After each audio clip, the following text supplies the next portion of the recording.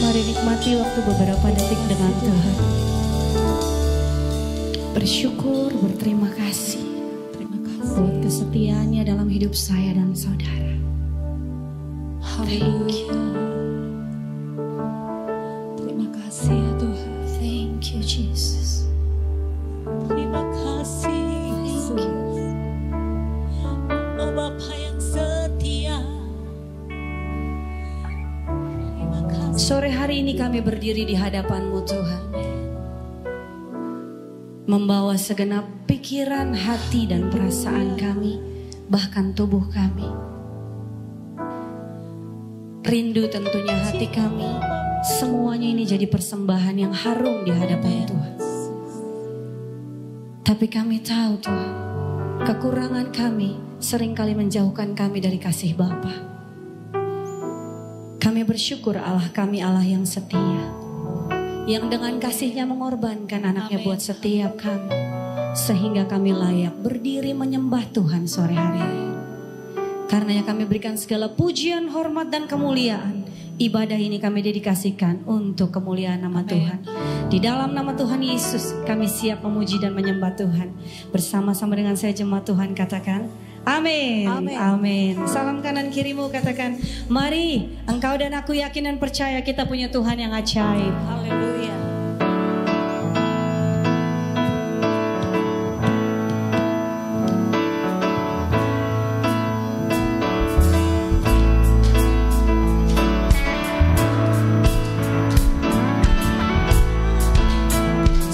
Amin. Katakan, Yesus ajaib, Tuhanku ajaib, kasih-Nya ajaib bagiku. Yesus ajaib, Tuhanku ajaib, rahmat-Nya tetap selamanya. Yesus ajaib, Tuhanku ajaib, kasih-Nya ajaib bagiku. Yesus ajaib, Tuhanku ajaib, rahmat-Nya tetap selamanya. Tak berubah kasih-Nya, setiap hari bertambah indahnya. Sampai bumi berlalu dan habislah ragaku, Yesusku ajaib bagiku. Mari bersama katakan, Yesus ajaib, Tuhanku ajaib, kasih-Nya ajaib bagiku. Yesus ajaib, Tuhanku ajaib, rahmat-Nya tetap selamanya. Lagi katakan, Yesus ajaib, Yesus ajaib, Tuhanku ajaib, amin, kasih-Nya ajaib bagiku. Yesus ajaib, Tuhanku ajaib, rahmat-Nya tetap selamanya. Nyatakan, tak berubah kasih-Nya, setiap hari bertambah indahnya. Sampai bumi berlalu dan habislah ragaku, Yesusku ajaib bagiku. Tak berubah kasih-Nya, setiap hari bertambah indahnya. Sampai bumi berlalu dan habislah ragaku, Yesusku ajaib bagiku. Saudara percaya Yesus ajaib, amin. Mari angkat tanganmu katakan, Yesus ajaib.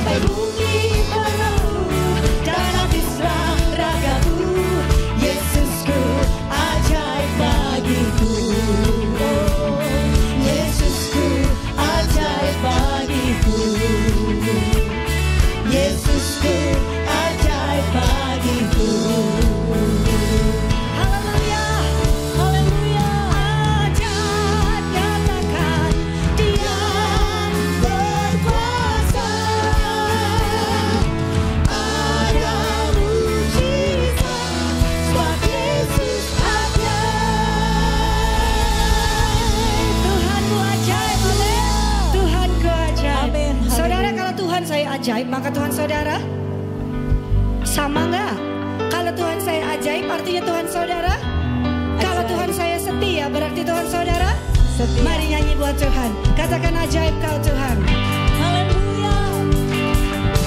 Tak terbayang kebesaran-Mu dan tak terbanding kekuatan-Mu Tuhan. Kau megah bagiku. Segenap jiwa dan pengharapan telah ku serahkan untuk rencana-Mu Tuhan. Kau Raja atasku. Angkat tanganmu.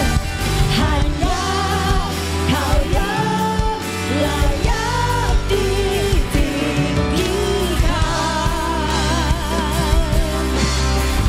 Amin Tuhan.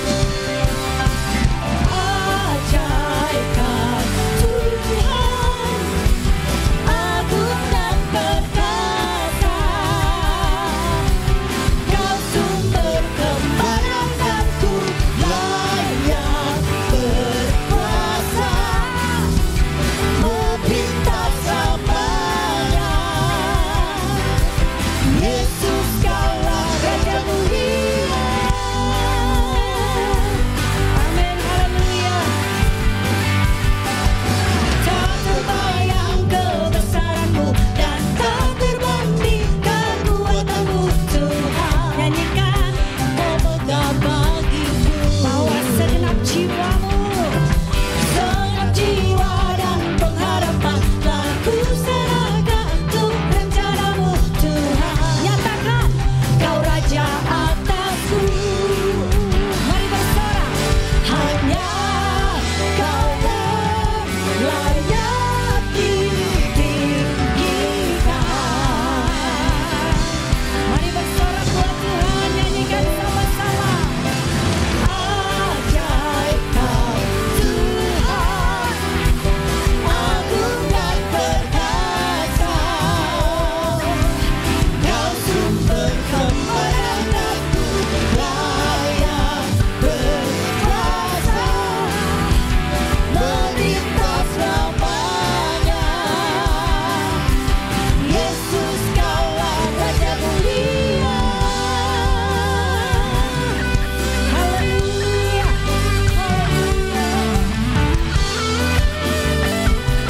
Pujilah namamu ya Tuhan.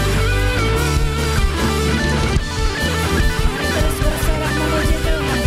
Dia layak ditinggikan di tempat ini. Haleluya. Mari jemaat Tuhan angkat tanganmu. Sama-sama katakan. Hanya Kau yang layak ditinggikan. Lebih lagi buat Tuhan. Mari lakukan bersama-sama. Katakan. Hanya Kau yang layak ditinggikan.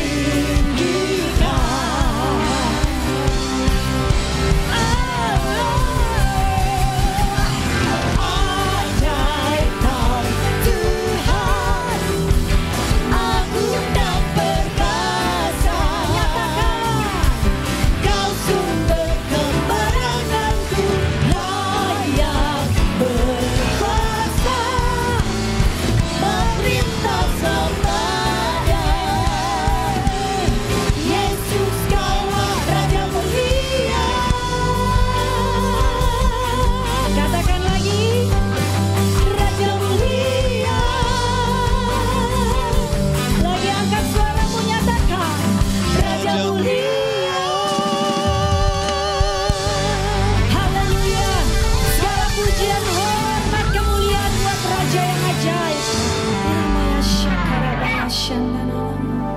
Duduk kembali di dalam hadirat Tuhan. Tapi bawa imanmu naik lebih tinggi lagi. Lebih tinggi lagi. Lebih tinggi lagi ke gunungnya Tuhan. Dia ada di sana menanti saudara dan saya.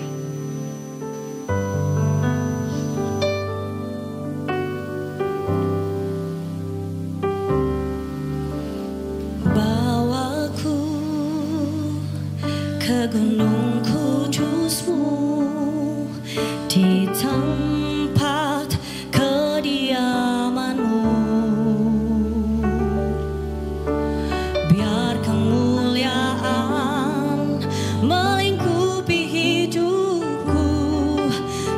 jiwaku kan dipuaskan hanya padamu, itu yang ku perlu. Kau sumber penghiburanku dan kau yang ubahkan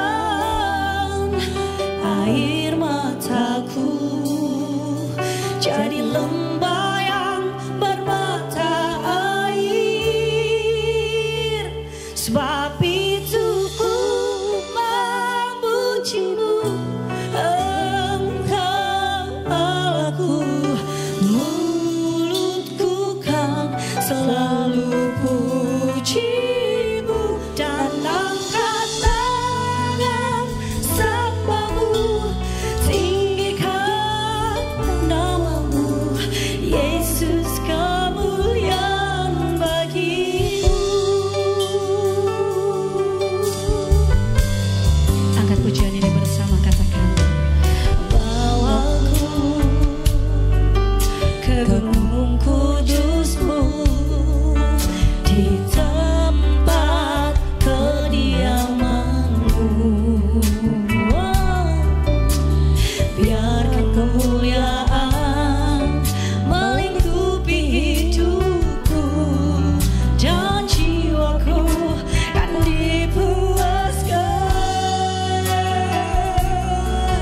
hanya dekatmu, itu yang ku perlu. Dia sumber penghiburanku dan kau yang ubahkan air mataku jadi lembah yang bermata air. Angkat tanganmu, katakan, sebab itu ku memujimu, Engkau Allahku. Mulutku kan selalu pujimu dan angkat tangan sembahmu, tinggikan namamu, Yesus, kemuliaan bagimu. Sebab itu ku memujimu, Engkau Allahku. Mulutku kan selalu pujimu dan angkat tangan sembahmu, tinggikan namamu, Yesus, kemuliaan bagimu. Sebab itu ku memujimu. Nyatakan, mulutku kan selalu pujimu. Angkat tanganmu, angkat tangan sembahmu. Amin, kami tinggikan Engkau, tinggikan namamu, Yesus, kemuliaan. Bangkit berdiri, senangkan Tuhan. Katakan sama-sama, sebab itu ku memujimu, Engkau Allahku. Mulutku kan selalu pujimu dan angkat tangan. Yes, we worship you. Tinggikan namamu, Yesus, kemuliaan bagimu. Mari puji Tuhan.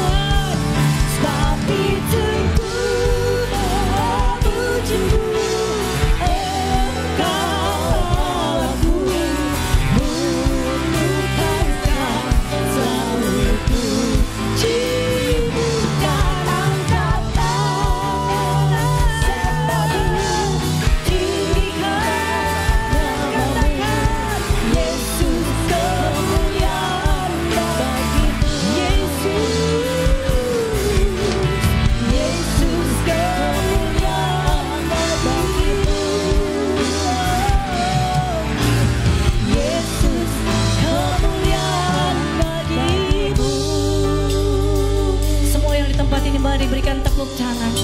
Mari berikan kemuliaan buat Rajamu. Dia ajaib, Dia ajaib. Himaya Shanamu. Haleluya. Yes Lord, yes Lord. Engkau layak ditinggikan. Sekali lagi berikan tepuk tangan buat Tuhan. Angkat tanganmu, katakan, oh praise the name of the Lord our God. Oh praise His name forever. For endless days I will sing your praise. Oh Lord our God. Oh praise the name of the Lord our God. Oh praise His name forevermore. For endless days we will sing your praise. Oh Lord our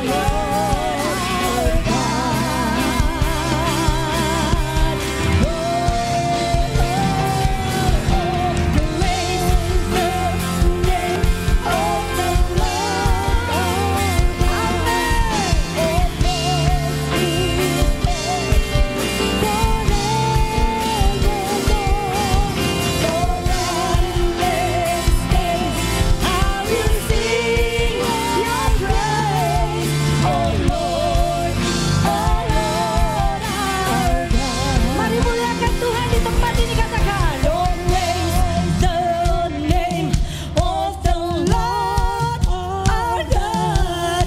Oh praise His name forevermore. For endless days, katakan, yes we will sing your praise. Haleluya, haleluya. Mari sembah Tuhan lebih lagi. Dia layak. Oh praise the name of the Lord our God. Engkau layak Tuhan.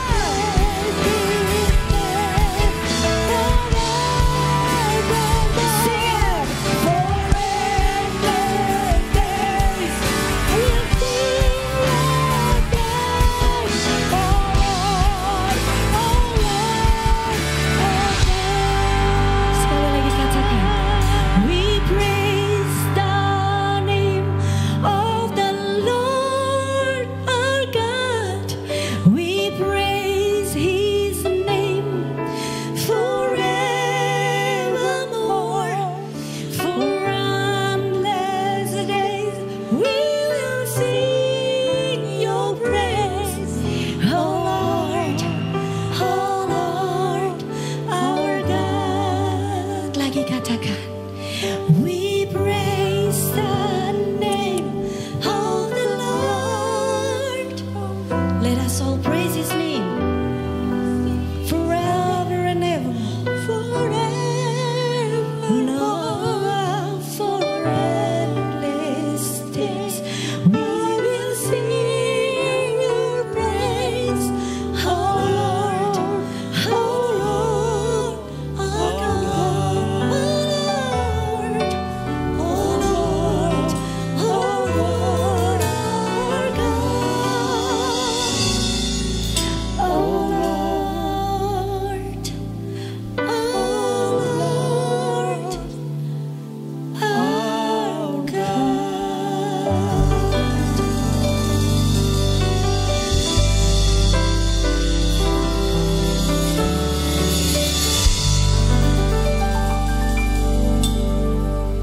Kami menikmati hadirat-Mu sore hari ini ya Bapa.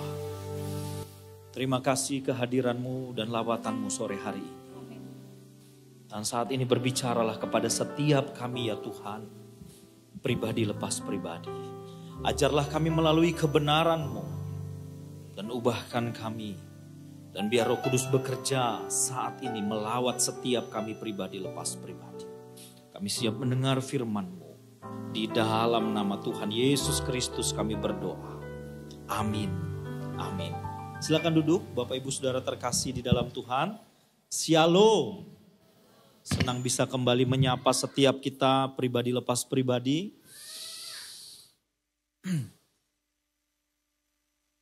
Bapak Ibu Saudara terkasih di dalam Tuhan. Saya akan berkhotbah dengan judul Spirit Murid Sejati. Murid, kata yang akrab dekat dengan kita, sebab setiap kita yang pernah mengenyam bangku pendidikan, kita pernah menjadi murid. Murid di dalam bahasa Yunani menggunakan kata mathetes, dan dalam bahasa Inggris menjadi disciples. Menunjuk bahwa ada satu proses yang dilakukan oleh seseorang mengikuti sang guru.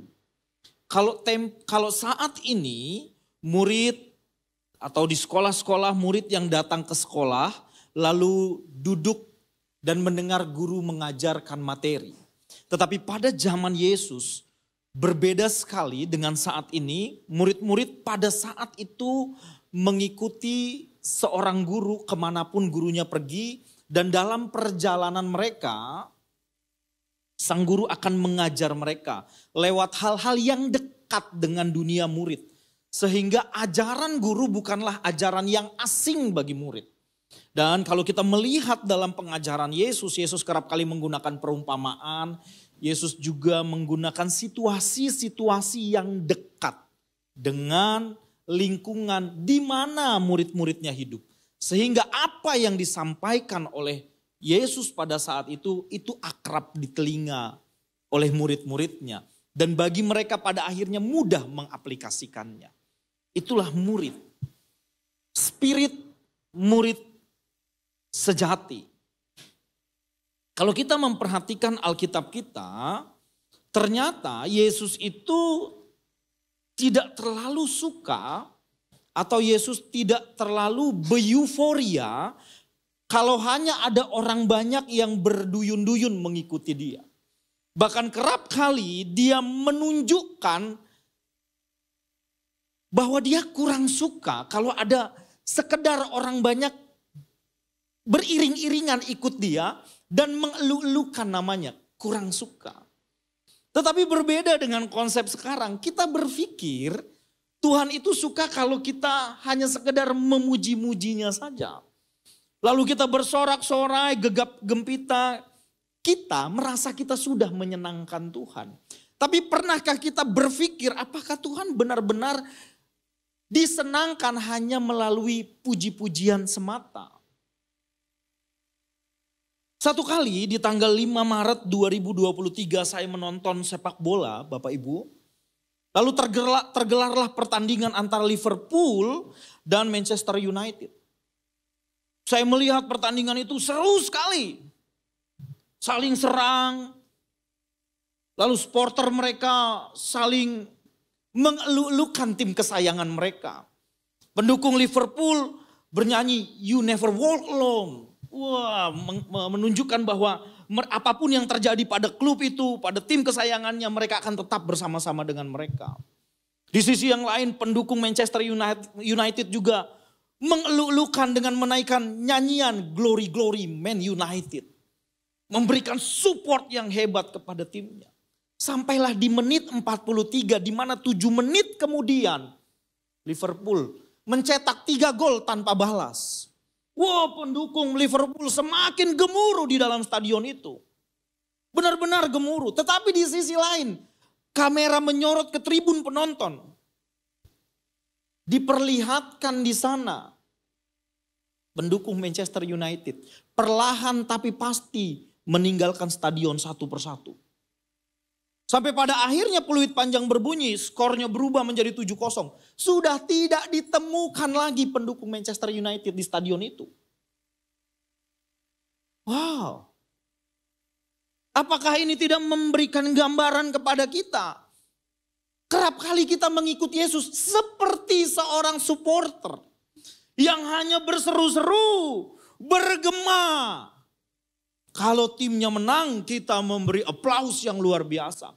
Kalau Tuhan melakukan segala sesuatu seperti yang kita kehendaki, kita katakan engkau baik, Engkau hebat, engkau dahsyat, engkau mulia Tuhan. Terima kasih Tuhan. Tapi di sisi lain, kalau doa kita terasa mulai terhambat. Mulai dinamika kehidupan menggoncang iman kita. Mulai di hati kita, sebenarnya Tuhan ada gak sih ya? Katanya Tuhan itu hebat. Maha kuasa dan maha dahsyat. Masa masalahku dia tidak turun tangan? Ada yang salah dengan Tuhan ini. Begitu ya? Tak jarang kita berpikir ada pikiran di dalam hati kita terkait dengan ketuhanan seperti itu. Sedikit pula orang yang karena kecewa mengiring Tuhan. Merasa Tuhan tak berbuat apa-apa. Perlahan tapi pasti meninggalkan Tuhan. Kalau kita memperhatikan Alkitab. Hal seperti itu pun tergambar di dalam Lukas pasal yang ke-14. Ayat yang ke-25 sampai ayat yang ke-35. Mari kita perhatikan Alkitab kita. Lukas pasal yang ke-14 ayat yang ke-25 sampai ayat 35. Kita perhatikan Alkitab kita. Pada suatu kali banyak orang berduyun-duyun mengikuti Yesus dalam perjalanannya. Sambil berpaling ia berkata kepada mereka, "Jikalau seorang datang kepadaku dan ia tidak membenci bapaknya, ibunya, istrinya, anak-anaknya, saudara-saudaranya laki-laki atau perempuan, bahkan nyawanya sendiri, ia tidak dapat menjadi muridku. Barang siapa tidak memikul salibnya dan mengikut aku, ia tidak dapat menjadi muridku. Sebab siapakah di antara kamu yang kalau mau mendirikan sebuah menara tidak duduk dahulu membuat anggaran biayanya? Kalau cukup uangnya untuk menyelesaikan pekerjaannya itu. Supaya jikalau ia sudah meletakkan dasarnya dan tidak dapat menyelesaikannya, jangan-jangan semua orang melihatnya mengejek dia." Sambil berkata orang itu mulai mendirikan, tetapi ia tidak sanggup menyelesaikannya. Atau raja manakah yang kalau mau pergi berperang melawan raja lain tidak duduk dahulu untuk mempertimbangkan apakah dengan 10.000 orang ia sanggup menghadapi lawan yang mendatanginya dengan 20.000 orang? Jikalau tidak, ia akan mengirim utusan selama musuh itu masih jauh untuk menanyakan syarat-syarat perdamaian. Demikian pula lah tiap-tiap orang di antara kamu yang tidak melepaskan dirinya dari segala miliknya tidak dapat menjadi muridku. Garam memang baik. Tetapi jika garam juga menjadi tawar, dengan apakah ia diasinkan? Tidak ada lagi gunanya, baik untuk ladang maupun untuk pupuk. Dan orang membuangnya saja. Siapa mempunyai telinga untuk mendengar, hendaklah ia mendengar. Kita bersyukur sebab sore hari ini kita punya peluang beribadah. Menaikkan penyembahan kita dan membaca firman Tuhan. Jelas sekali bahwa Tuhan nampak kurang hati ketika banyak orang berduyun-duyun mengikuti dia. Tetapi di sisi lain dia melihat ini peluang baginya untuk meletakkan standar bagaimana kalau kamu mau serius ikut aku. Jadi dia tidak puas hanya sekedar diikuti dengan banyak orang, tetapi dia ingin ada standar yang berbeda. Kalau kamu mau ikut aku, maka dia berikan standarnya. Dan dia mengulang kata tidak layak menjadi muridku, tidak dapat menjadi muridku, tidak dapat menjadi muridku. Ini sebuah isyarat bahwa untuk menjadi murid Tuhan itu adalah suatu hal yang ekstrim. Itu bukan hal yang biasa-biasa. Bukan sekedar kita menjalankan aturan agama, mengikuti peribadatan-peribadatan kita, mengantarkan persembahan kita. Walaupun itu semua merupakan bagian dari keberagamaan kita sebagai seorang yang memeluk agama Kristen. Ya tentu hari Minggu kita beribadah dan ketika ibadah kita membawa persembahan syukur kita kepada Allah kita. Amin. Tapi bagaimana ketika ini terkait dengan kualitas kehidupan kita yang mengaku mengiring dia. Ini harus menjadi bagian dari kehidupan kita. Amin. Bagaimana memiliki spirit murid sejati itu? Di dalam ayat 25 sampai 27, saya baca ayat 26, Tuhan yang menetapkan di sana, dia katakan jikalau seorang datang kepadaku dan ia tidak membenci bapaknya, ibunya, istrinya, anak-anaknya, saudara-saudaranya laki-laki atau perempuan, bahkan nyawanya sendiri, ia tidak dapat menjadi murid. Di sana saya memberikan kesimpulan, spirit murid sejati memiliki kesediaan untuk mengutamakan Tuhan dari apapun dan siapapun. Mengutamakan. Memang ada pemilihan kata yang menarik yang Tuhan pakai. Kata membenci.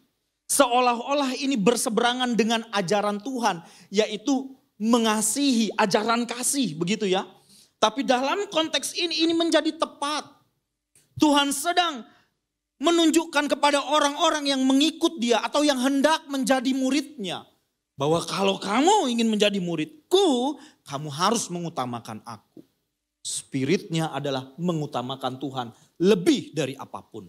Amin. Di dalam diri manusia selalu ada ego. Dan ego itu harus dipuaskan. Ya.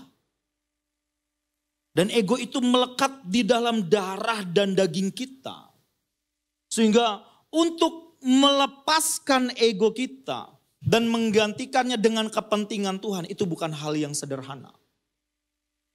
Sehingga kalau ada yang mengatakan bahwa kekristenan bukanlah sekedar agama tetapi jalan hidup, itu benar sekali. Sebab berarti di dalam perjalanan kita mengiring Tuhan itu kita belajar menanggalkan ego.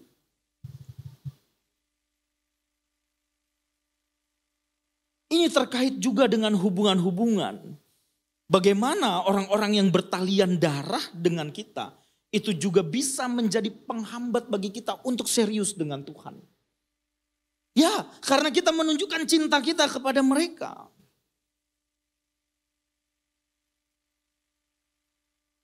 Satu kali saya ada di bioskop lalu menonton film yang booming itu, His Only Son. Lalu dalam perjalanan film itu saya juga merenung. Bukan seolah-olah menjadi Abraham, tapi coba merenungkan bagaimana seorang ayah yang menantikan kehadiran seorang anak yang dijanjikan. Tetapi begitu anaknya hadir, diminta untuk menjadi korban. Dan hebat sekali film itu menggambarkan ada pergulatan batin di dalam hati Abraham. Kenapa harus aku? Karena Allah yang meminta. Iya, tapi kenapa harus aku? Aku tidak tahu. Tanyakan, kata Ishak kepada bapaknya. Lalu Abraham bilang, sudah. Tapi dia diam. Jadi di dalam unsur keberimanan Bapak Ibu, ada kebingungan. Tapi yang paling utama sekalipun bingung, dia tetap taat. Amin. Wah, ini ada tarik menarik di dalam ego kita. Mana mungkin aku korbankan. Tapi demi Engkau Tuhan, aku lakukan. Begitu loh. Nah, kita selalu ingin dipuaskan, ego kita itu selalu ingin disenangkan. Maka dari itu spirit selanjutnya kita harus mampu menghitung resiko dan juga punya kerelaan untuk melepaskan. Apa yang menjadi hambatan kita untuk mengiring Tuhan dengan serius. Hitung resikonya ikut Tuhan. Dah sederhana. Menanggalkan segala sesuatu, yes. Di dalam ayat 28 sampai ayat 33 ada ilustrasi yang Tuhan Yesus buat terkait dengan seseorang yang ingin membangun menara lalu disuruh menghitung. Jangan sampai dia tidak bisa menyelesaikan pembangunan menara itu dan dirinya menjadi tertawaan bagi orang lain. Begitu ya. Lalu ada juga raja yang hendak berperang. Lalu dikatakan, ya mampu enggak kalau hanya dengan 10.000 mengalahkan 20.000. Kalau enggak, ayolah kita ajukan syarat-syarat perdamaian. Pertimbangan. Ikut Tuhan bukan sekedar beragama. Tapi benar-benar penuh pertimbangan dan menurut saya ketika kita mempertimbangkannya disitulah letak kasih karunia yang Tuhan berikan kepada kita. Ketika mempertimbangkannya itu pun anugerah. Artinya Tuhan tidak pernah memaksa siapapun secara personal untuk kita mengiring dia dengan serius. Nggak pernah paksa. Itu harus berangkat dari kerelaan kita. Haleluya. Harus dengan penuh rela. Masalahnya kalau kita berjalan di dalam seperti dipaksa, itu kekristenan seperti hukum-hukum yang harus dipenuhi. No. Seperti Bapa merelakan anaknya yang tunggal. Seperti Yesus merelakan mati di atas kayu salib. Seperti itu juga kita rela mengiring dia dengan serius. Amin. Ya. Sehingga dengan kerelaan kita menjalani kehidupan kita bersama Tuhan. Rela, bukan dipaksa. Bapak Ibu, menghitung resiko itu penting. Terkait dengan kerelaan tadi hubungannya. Hitung resikonya kalau saya tidak serius dengan Tuhan. Lalu hidup kita menjalaninya itu seperti bermuka dua. Satu sisi saya beribadah, tapi di sisi lain saya tetap hidup di dalam dosa. Begitu terus. Apa yang akan terjadi? Maka penghakiman kekal akan menghukum kita. Itu pertimbangan pertama. Tetapi pertimbangan selanjutnya adalah kalau kita memilih untuk taat kepada Tuhan dan siap mengenakan atau menerima panggilan menjadi muridnya, maka dia akan memperlengkapi kita. Damai sejahtera yang mengatasi segala akal akan menuntun kita di dalam pengiringan kita. Maka kehidupan yang kekal menjadi milik kita. Hidup tidak serius dengan Allah, ada harga yang harus dibayar. Betul? Hidup serius dengan Allah juga, tetap ada harga yang harus dibayar. Ini mendatangkan nyeri. Kalau kita terus membelakangi Allah, menjauhi Allah dengan segala tindak tanduk kehidupan keberdosaan kita, sebenarnya itu mendatangkan nyeri. Di sisi lain, kalau kita hidup tunduk, kita taat, belajar taat kepada Tuhan, itu mendatangkan nyeri. Ada daya tarik menarik di dalam diri kita. Antara ingin memuaskan ego kita dengan ingin memuaskan kehendak Allah. Itu nyeri. Tetapi ketika saya mempersiapkan khotbah ini, saya menemukan nyeri yang luar biasa. Di dalam falsafah Jepang itu ada surasa. Pakai T-S-U-R-A-S-A, surasa. Bukan orang Jawa dia, kalau Jawa suroso begitu ya. Karena Jepang surasa. Surasa adalah nyeri yang kita alami demi seseorang yang kita junjung tinggi dan kita kasihi. Nyeri. Ini ditemukan atau dikemukakan oleh seorang teolog Jepang bernama Kazuo Kitamori di dalam bukunya yang berjudul The Pain of God. Dia mengatakan nyeri Allah adalah bagian dari hakikatnya. Mengapa? Kapan Allah merasa nyeri? Berdasarkan hukum yang ada di dalam Taurat. Allah bisa menghukum kita karena keberdosaan kita. Tetapi berdasarkan kasih karunia-Nya, dia juga bisa memilih untuk menunjukkan kasih-Nya kepada kita. Dua ini ada di dalam diri Allah. Ini menjadi hakikat di dalam dirinya. Dia kudus sehingga setiap pelanggaran bisa dihakimi. Dan dia punya hak penuh atas itu. Tapi di sisi lain, dia juga punya kasih yang luar biasa. Punya anugerah yang hebat. Dan itu ada di dalam pribadinya. Yang luar biasa. Di dalam Kristus dia memutuskan untuk memilih mengasihi kita. Amin. Berikan kemuliaan buat Tuhan. Ya, dia memilih walaupun dia ada murka yang harus dipuaskan karena keberdosaan kita. Tapi karena keberdosaan kita pula, dia menjunjung tinggi kita, mengaruniakan anaknya yang tunggal, mati di atas kayu salib dan menebus kita dari dosa kita. Nyeri. Oleh sebab itu Bapak Ibu, balasan yang setimpal untuk kasih Allah ini, maka kita harus rela, nyeri. Sekalipun kita kehilangan kesenangan atas dosa-dosa kita. Amin. Bapak Ibu pernah nonton Spider-Man? Dalam satu, saya lupa Spider-Man berapa begitu ya. Tapi ada tokoh lawannya itu Venom, begitu ya. Yang ada seperti apa itu, molekul hitam begitu kan. Yang kalau kena ke seseorang maka orang itu akan diselimuti dan menjadi monster. Ini menarik sekali waktu saya nonton film itu. Ada seorang temannya yang punya kemarahan terhadap siapa itu? Si Parker. Marah dia. Lalu karena dia kena molekul hitam itu dia menjadi monster. Dan dia punya peluang untuk menghabisi si Parker. Spider-Man. Tapi di satu sisi dia pada akhirnya kalah juga. Dan ada cara untuk melepaskan orang ini dari molekul hitam itu. Dia seperti karet yang melekat begitu. Dengan lonceng lalu ada besi-besi dikumpulkan mengelilingi dia. Lalu dipukul pelentang, pelentang, pelentang gitu ya. Baru lepas gitu kan. Begitu ini lepas. Lalu dia berpindah. Dan Spider-Man melempar granat begitu kan. Ini orang gak rela melepaskan molekul hitam yang jahat itu. Dia tetap ingin memilikinya. Kita juga begitu loh Bapak Ibu.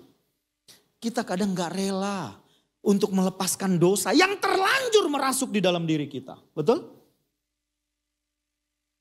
Dia udah terlanjur masuk. Itu dosa itu dibawa di dalam gen. Lewat keturunan, lewat nenek moyang dibawa ke dalam gen kita. Sudah biasa. Kalau bahasa iklannya sudah tradisi gitu ya.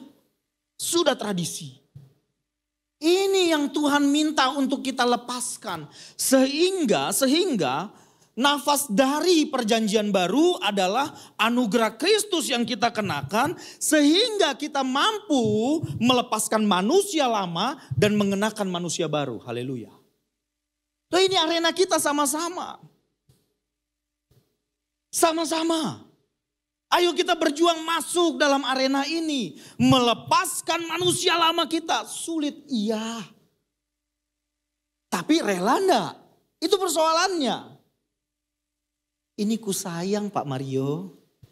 Ini enggak ada yang tahu. Ini sudah ku miliki, sudah ku peluk sejak dahulu kala. Itulah dosa kita ya. Ya. Dosa itu selalu minta dipuaskan. Wah. Ngeri. Dan perjuangan kita seumur hidup harusnya itu. Bagaimana saya bisa melepaskan tabiat manusia lama saya. Yang saya bawa dari tarik garis gen. Dari budaya. Kemarin saya antar istri saya ke pasar tradisional dekat rumah. Senang juga. Pasar tradisional. Lalu kami beli umbi-umbian begitu di langganan. Waktu umbi-umbian kami sedang ditimbang, seorang ibu datang. Berapa nih bang? Segini bu, segini gitu ya. Dapatlah harganya setelah dia korting, harganya saya ingat sekali 32.000. Oke? Lalu ibu itu mengeluarkan uang 30.000. 30 aja bang. Ya bu kan tadi udah saya korting bu. Udah 30 aja. Ya bayar. Dilihat ada mangga. Ini mangga apa nih? Oh buat sambal bu. Gua minta ya. Sudah korting harganya 32.000 dia bayar 30.000. Lalu dia lihat mangga buat sambal. Gua minta ya mau coba. Ya ampun. Saya tanya bang.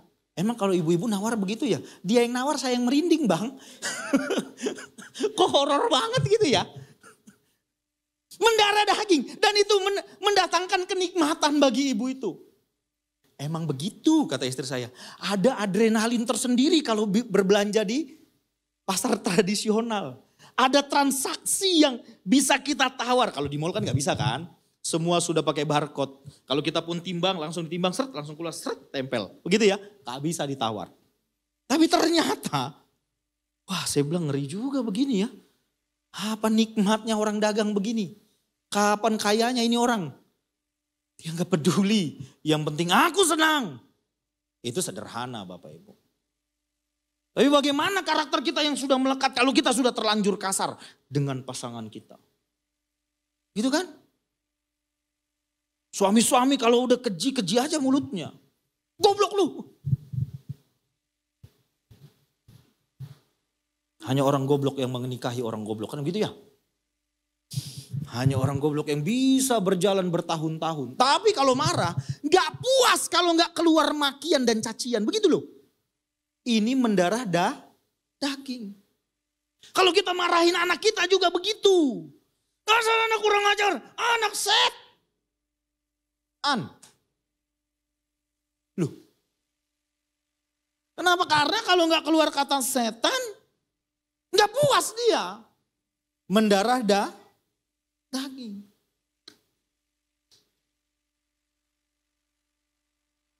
Dasar anjay. Sekarang anjay kan? Padahal itu plesetan dari anjing.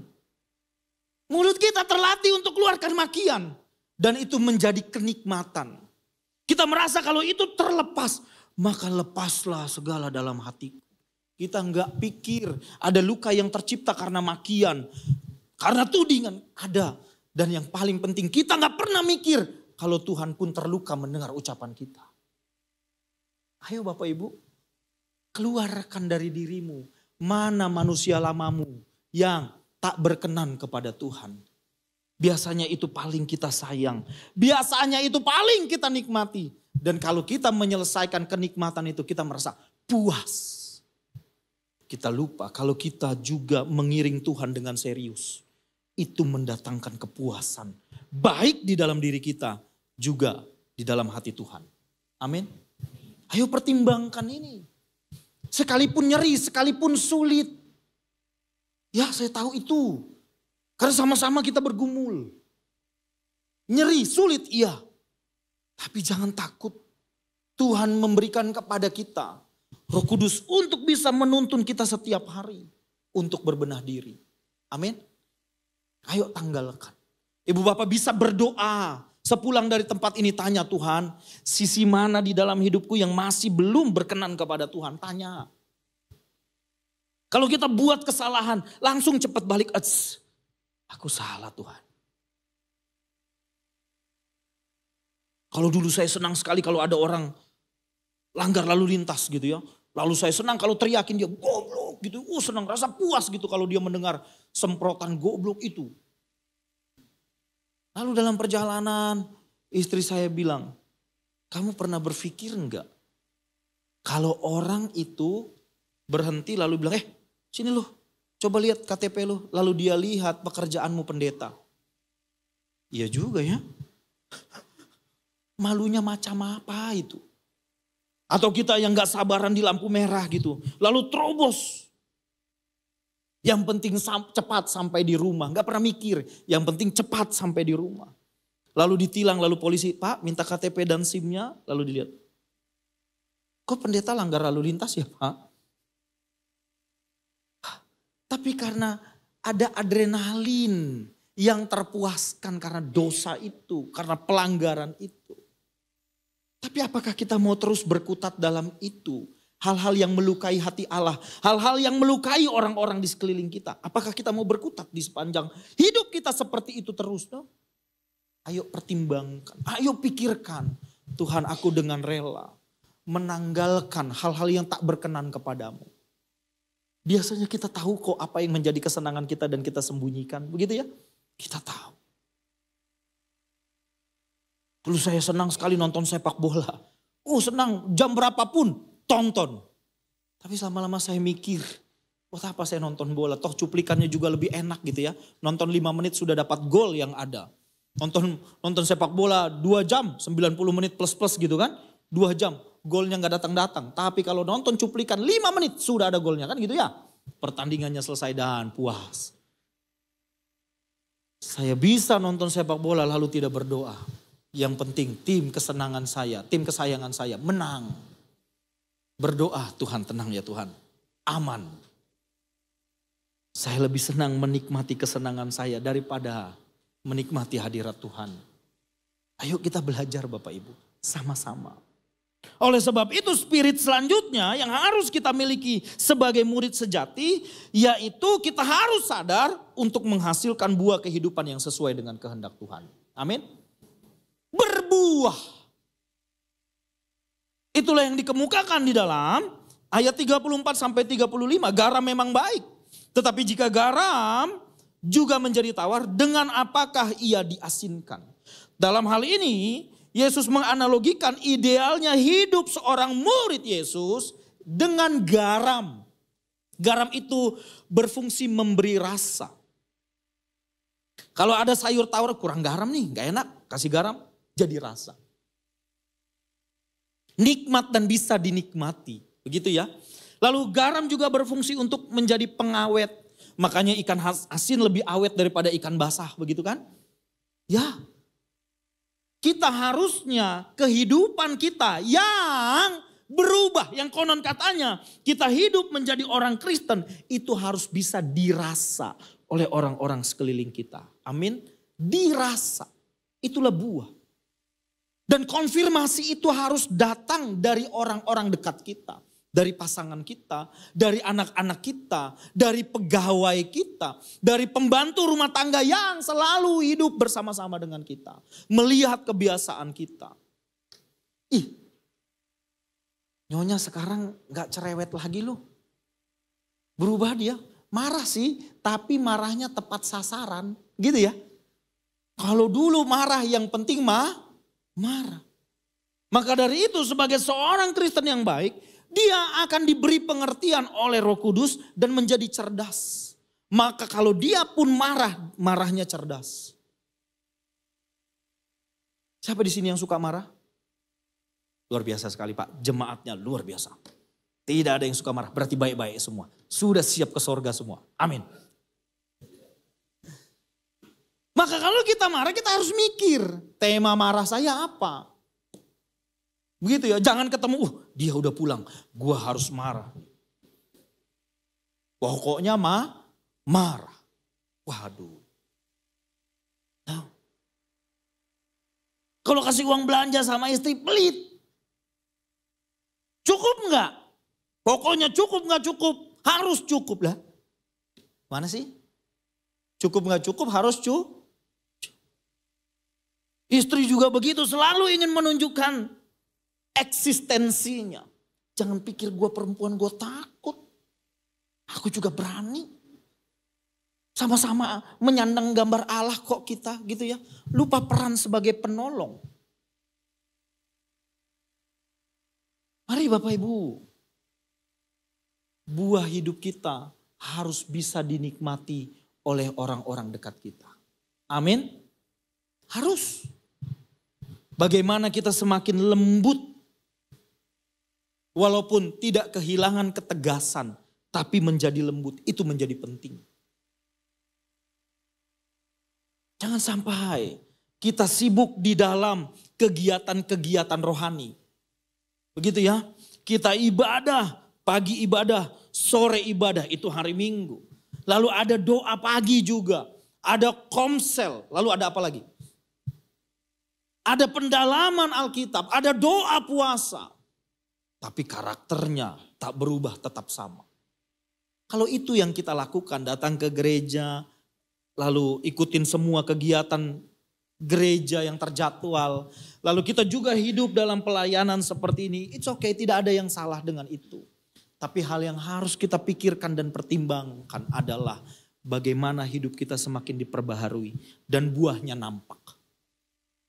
Sehingga hidup kita menjadi berkat, tak menjadi batu sandungan. Saya mulai berpikir Bapak Ibu.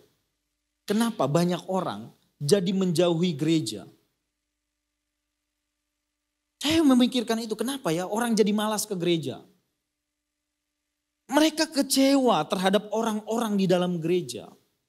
Kenapa? Mereka tetap melayani, mereka menjadi bagian penting di dalam organisasi gerejawi, tapi hidupnya gak berubah. Kalau dulu di luar buat salah begitu, buat kejahatan, oke dia katakan bertobat, tetapi dia tidak pangkas manusia lamanya, tidak mau dikikis. Masuk ke gereja mendapat kursi-kursi yang penting, berubah jahatnya di dalam gereja. Orang suka bilang, wah kalau pelayanan di gereja itu disebutnya itu pelayanan yang kudus. Tapi kalau orang punya bisnis, punya usaha apa begitu atau kerja secara umum jadi akuntan atau dokter atau kerja di bidang hukum, itu sekuler begitu. Loh, kita mulai membuat dualisme. Seolah-olah kalau di dalam gereja sudah kudus banget, kalau di luar gereja kurang kudus begitu. Padahal tak sedikit orang dikecewakan oleh kelakuan orang-orang yang ada di dalam gereja, betul? Ya. Maka suka ada kalimat, dia ya walaupun udah melayani Tuhan, tapi kok kayak gitu ya kelakuannya ya, gitu ya. Maka kadang-kadang saya berpikir juga, jangan-jangan gereja adalah tempat yang paling aman bagi orang-orang yang tak mau berubah. Kita bersembunyi di dalam dinding kekudusan ini, di balik jubah pelayanan ini. Mulai gelisah hati saya memikirkan itu. Oleh sebab itu ayo kita berbenah bersama-sama. Amin Bapak Ibu. Ya, supaya ini GSKI Battle Peak ini menjadi komunitas yang sama-sama kita mau berbenah bareng-bareng. Amin. Ya. Dan ini perjalanan harus bareng-bareng memang. Memang harus komunal, gak bisa sendirian. Kita bukan dipanggil untuk masuk di dalam goa-goa pertapaan kita, bukan. Kita dipanggil untuk masuk dalam pergulatan, untuk mengalahkan kejahatan dunia dengan karakter Kristus yang kita kenakan setiap hari. Iya. Oleh sebab itu kita membutuhkan saudara-saudara kita. Kita yang tadinya tak saling kenal berkumpul di tempat ini.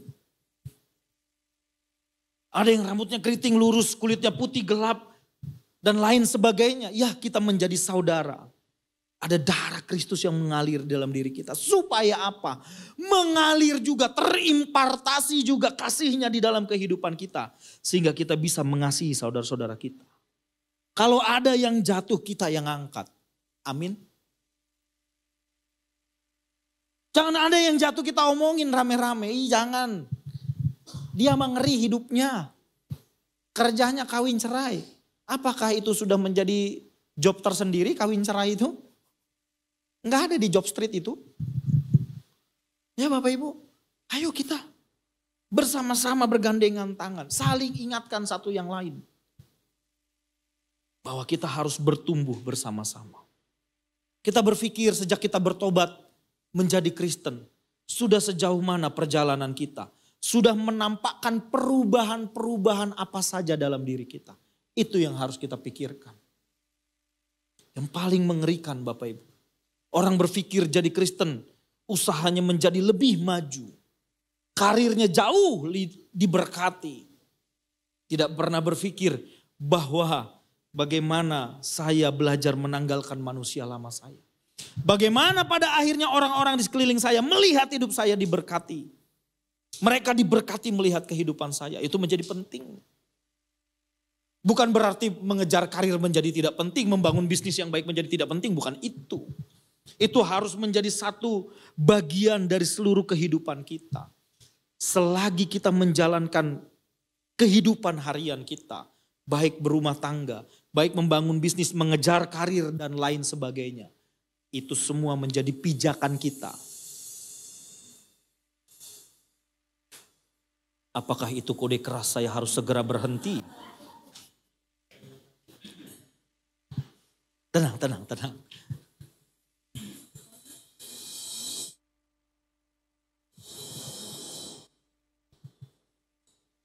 Aman Pak? Aman ya? Aman. Bapak Ibu Saudara terkasih, murid. Tadi saya katakan di awal bahwa Tuhan berjalan bersama murid-muridnya.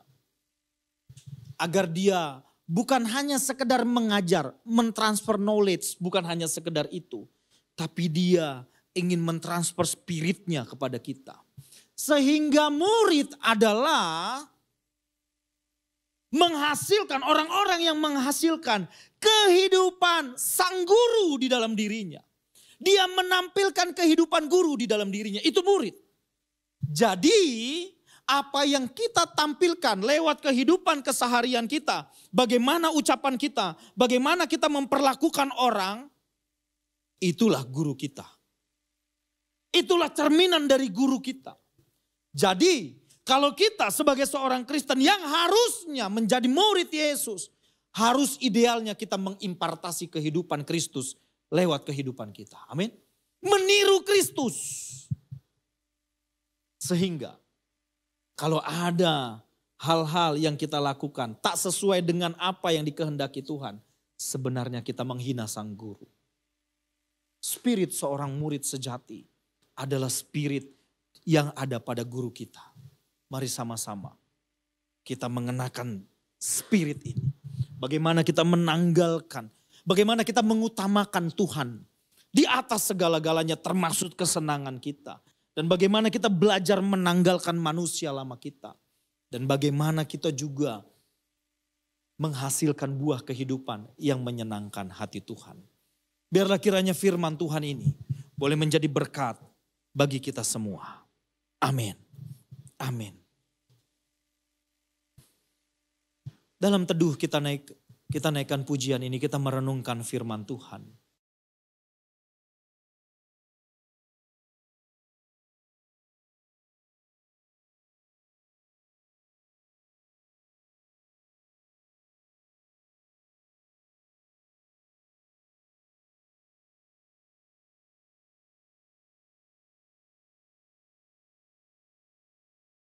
Mari kita teduhkan hati kita. Haleluya. Amin. Haleluya. Kami mengucap syukur atas firman-Mu. Amin. Ya Bapa. Biarlah kami meneduhkan hati kami di hadirat-Mu.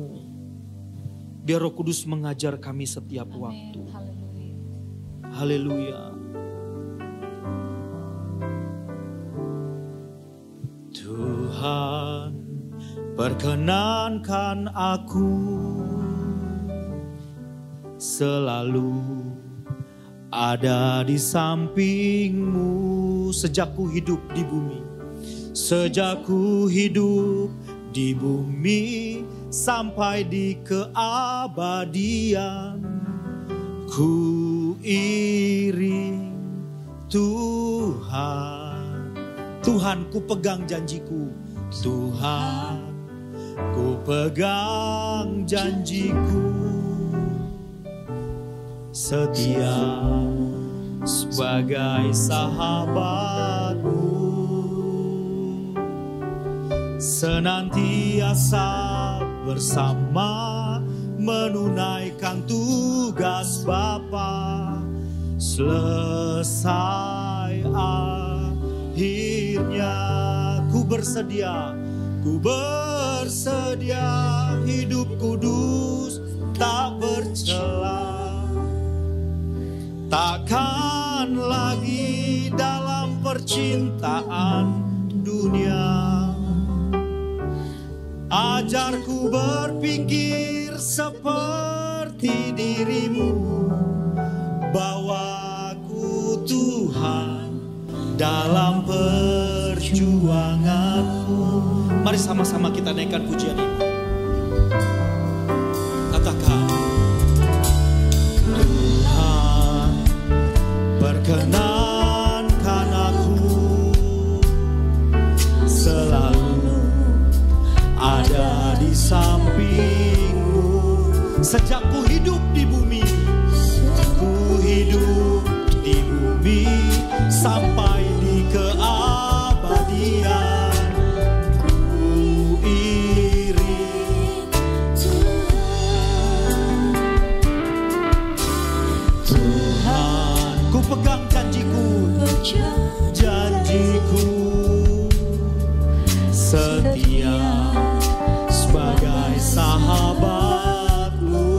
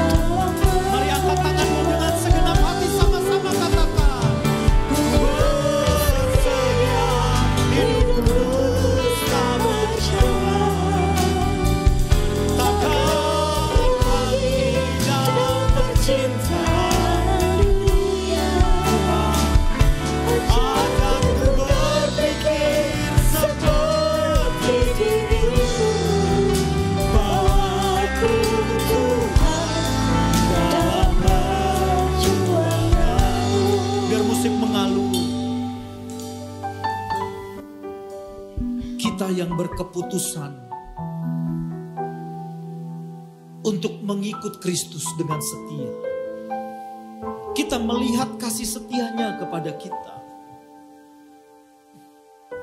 Hal yang sepadan untuk membalas kasih setia Tuhan adalah kita pun berlaku setia kepadanya. Mengutamakan dia lebih dari apapun, bahkan dari siapapun, bahkan dari diri kita sendiri. Itu harus menjadi spirit utama dalam kehidupan kita. Oleh sebab itu kita merelakan kesenangan-kesenangan kita, termasuk dosa-dosa yang telah kita pelihara, telah kita nikmati seumur-umur hidup kita. Mari kita belajar menanggalkannya. Saya tahu ini tidak mudah, saya tahu ini tidak mengenakan, mendatangkan nyeri. Tapi Tuhan membuktikannya. Dengan rela Bapa di sorga menyerahkan anaknya yang tunggal. Dengan rela Tuhan kita Yesus Kristus mati di atas kayu salib. Balasan yang setimpal untuk itu. Dengan rela pula kita menanggalkan semua kesenangan dosa kita. Dengan rela. Sehingga hidup kita menghasilkan buah yang berkenan kepadanya. Inilah perjuangan kita sama-sama, ibu bapak saudara terkasih. Saya tahu di tengah-tengah dinamika dan pergulatan hidup kita, perjalanan ini menjadi terasa semakin sulit. Tapi jangan pernah berkecil hati. Ada Roh Kudus yang membimbingmu setiap hari. Ada firman yang bisa kita nikmati sebagai kurikulum kehidupan kita setiap waktu. Justru kita menggunakan setiap peristiwa dalam kehidupan kita menjadi alat bagi Tuhan untuk memulihkan, mengubahkan dan memberkati kita. Biarlah ini menjadi perenungan kita bersama-sama. Letakkan firman Tuhan yang kita dengar sore hari ini di dalam hati kita. Dan biar Roh Kudus menjadikannya sebagai alat untuk membenahi kita. Bapa di surga, hamba-Mu berhenti sampai di sini. Tapi hamba berdoa setiap firman yang kami dengar sore hari ini boleh menjadi alat Tuhan untuk memperbaiki kehidupan kami. Memperbaiki karakter kami. Sehingga kami lebih serius mengiring Engkau.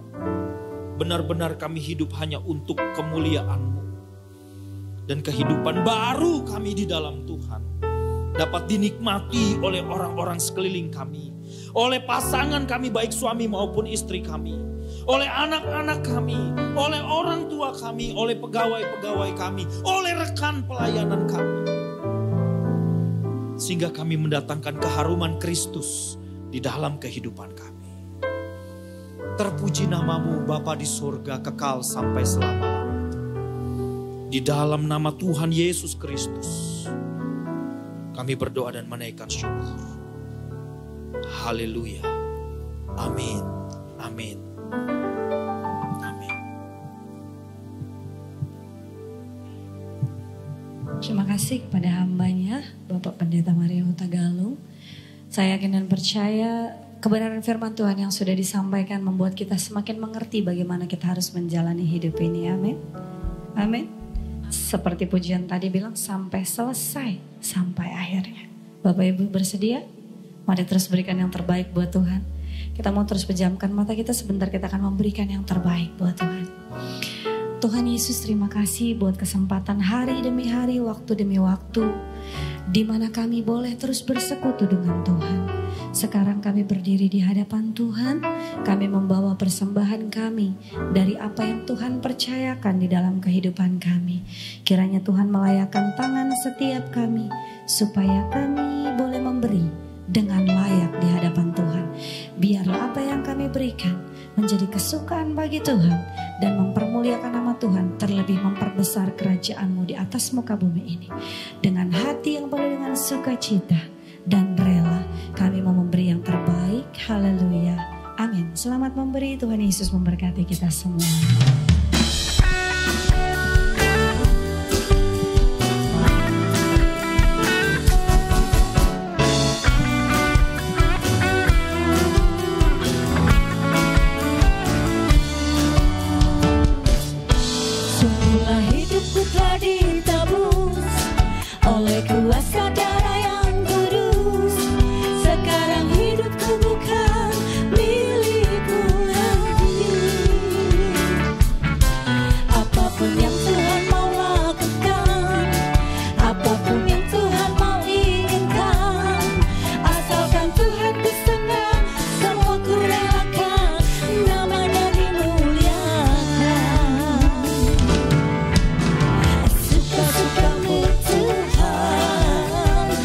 suka-sukamu Tuhan, suka-sukamu Tuhan, suka-sukamu Tuhan, suka-sukamu Tuhan, suka-sukamu Tuhan, suka-sukamu Tuhan, suka-sukamu Tuhan. Yuk berdiri bersama kita mau nyanyi yuk.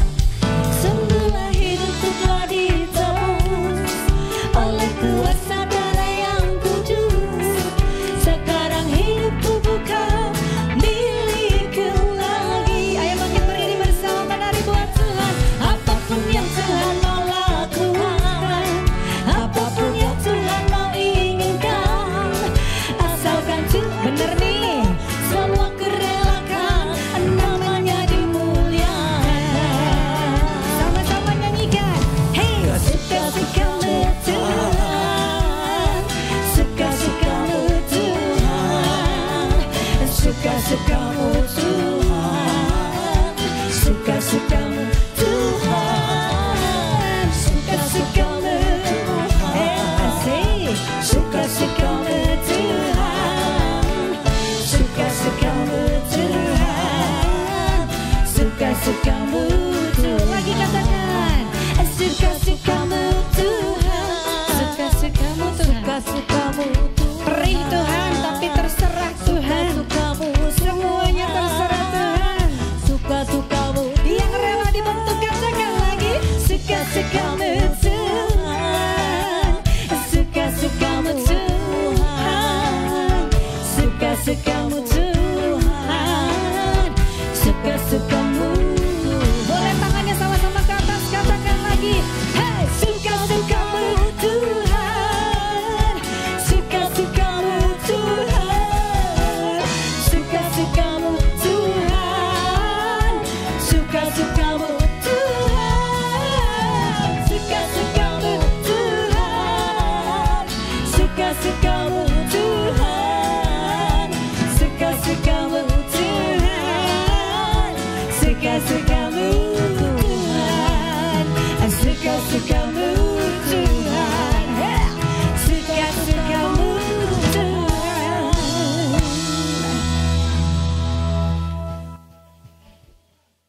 Haleluya, haleluya. Shalom semuanya. Shalom. Masih semangat? Amin. Baterainya masih full ya. Kalau saya hari ini nggak nyanyi karena suaranya udah nggak. Harus banyak istirahat, harus bertobat. Kecapean ya. Sebenarnya kalau orang seberang bilang kurang enak body. Tapi saya percaya, tapi waktu puji-pujian tadi luar biasa ya. Saya menikmati sekali semangat, jadi saya udah lupa dengan penderitaan badan saya. Ya, firman Tuhan juga Pak Mario luar biasa semangat. Saudara tetap semangat ya. Amin.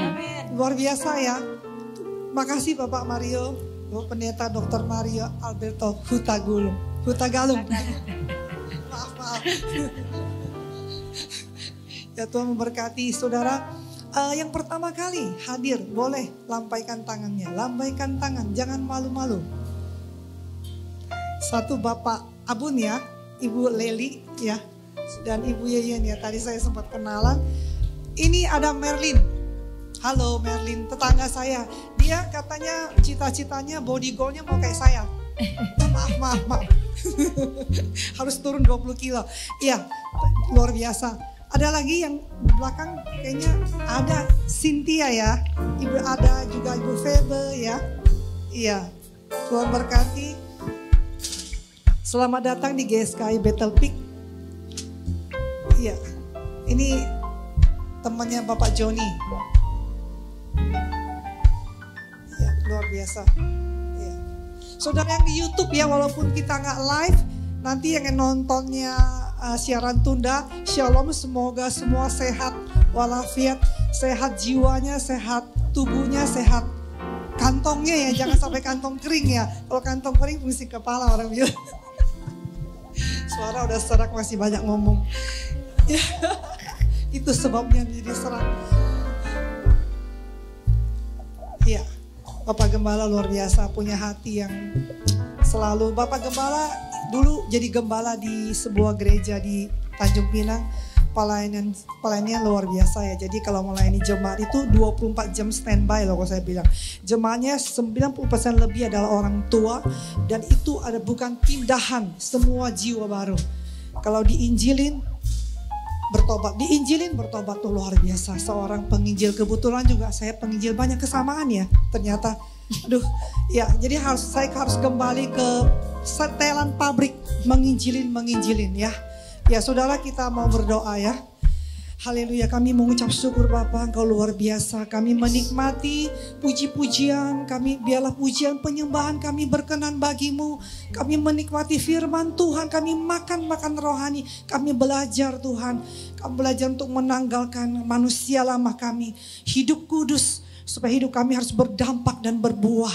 Supaya nama Tuhan dipermuliakan, supaya kami siap menghadap Engkau Tuhan, karena kami punya pengharapan ketika Engkau datang kedua kali, kami akan menjadi mempelai-Mu, sebab Engkau datang menjemput kami yang siap sedia. Kami mau menjadi pelaku firman Tuhan, sebab itu setiap hari Minggu kami datang ke rumah Tuhan untuk mendengarkan firman Tuhan, pesan-pesan Tuhan. Terima kasih Bapak, kami arahkan tangan kami untuk hamba-Mu Tuhan, Bapak Pendeta Dr. Mario. Tuhan, kami bersyukur untuk hamba-Mu sudah menyampaikan isi hati-Mu. Terima kasih untuk pelayanan hamba-Mu Tuhan, kiranya Kau memberkati keluarga hamba-Mu Tuhan dan pelayanannya. Dimanapun hamba pergi, diutus oleh Engkau, jiwa-jiwa dipulihkan, diselamatkan, mujizat terjadi dalam kehidupan orang-orang dilayani. Terima kasih. Kami juga arahkan tangan kami untuk gembala kami di tempat ini, Pastor Eli yang kekasih, yang kami kasih Tuhan. Terima kasih Kau berikan hati gembala Tuhan, terus menambah-nambahkan apa yang menjadi kehendak Tuhan dalam kehidupan hamba-Mu,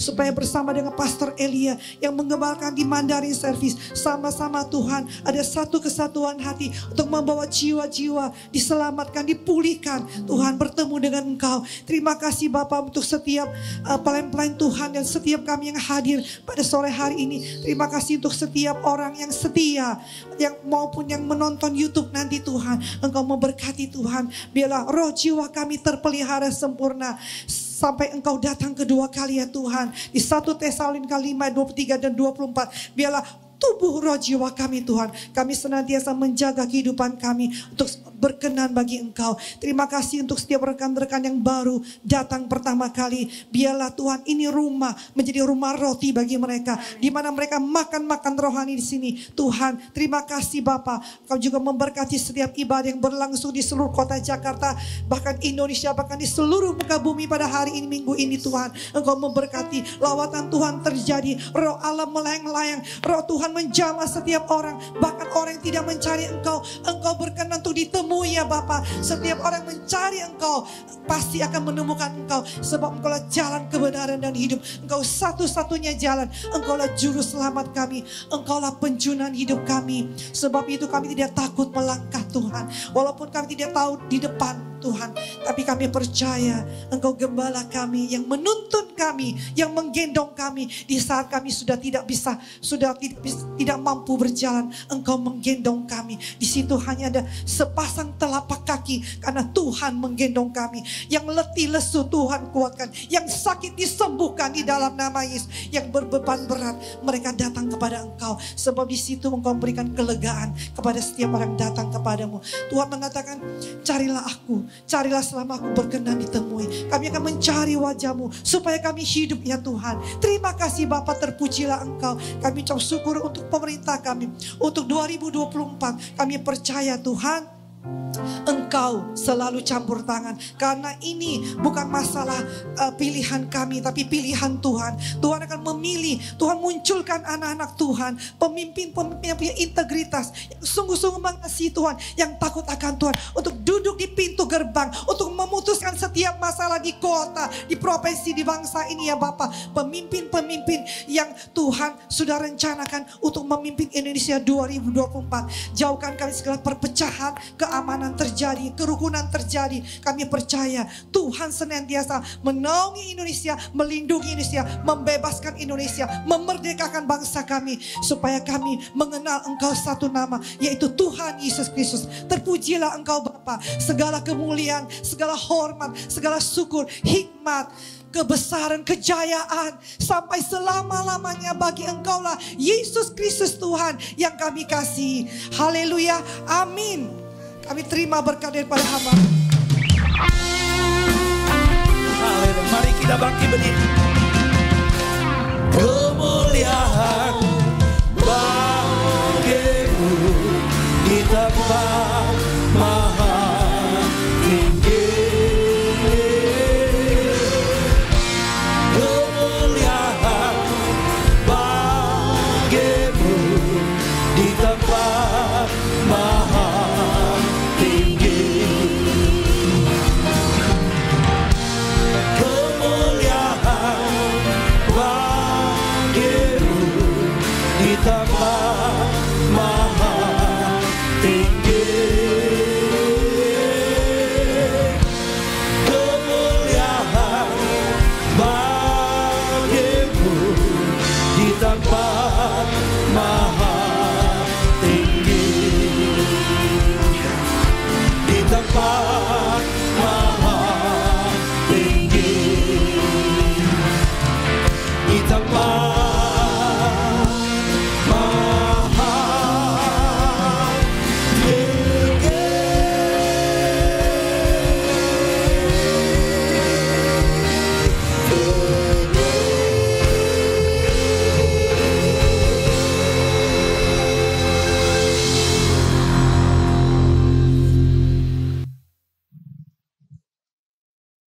Umat Tuhan, milik Tuhan, mari buka hatimu, angkat kedua tanganmu. Terimalah olehmu berkat anugerah yang sempurna dari Bapa Surgawi. Kasih karunia oleh Tuhan Yesus Kristus, serta persekutuan dan pertolongan dalam kuat kuasa Roh Kudus yang menyertai, yang memelihara, yang memberkati kita hari ini, besok, dan sampai Tuhan Yesus datang kembali. Mari kita umat percaya sama-sama katakan amin.